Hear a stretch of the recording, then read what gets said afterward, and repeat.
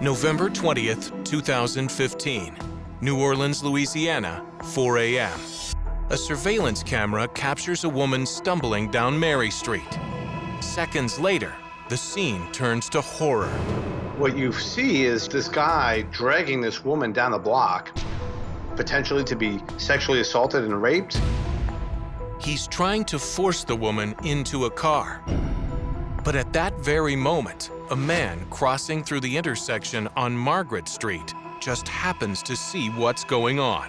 He stops, backs up, turns down the street where this man is dragging this woman. He gets out of his car, trying to help this woman out. That's when things get really scary. He's pleading with this guy to leave her alone, and then you're just horrified. Suddenly, the hooded assailant pulls out a semi-automatic gun, turning it on the Good Samaritan. The commotion wakes local residents. I heard a guy yelling outside, I don't have any more money. This whole scenario was fraught with danger. Then, things take a chilling turn. Witnesses stating that they heard a pop. Gentleman shot one time in the stomach. The gunman gives up and flees the scene in this SUV. The woman who he violently dragged down the street appears to be in a state of complete shock.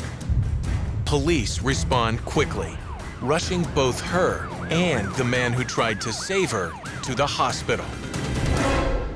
It turns out the man who's been shot is 25-year-old aspiring doctor Peter Gold, a fourth-year medical student at Tulane University, and he's instantly hailed as a hero. The medical student who took a bullet to save a stranger. He could have just kept driving. He could have just called the police and hoped for the best. But he chose to try to help someone who he doesn't even know.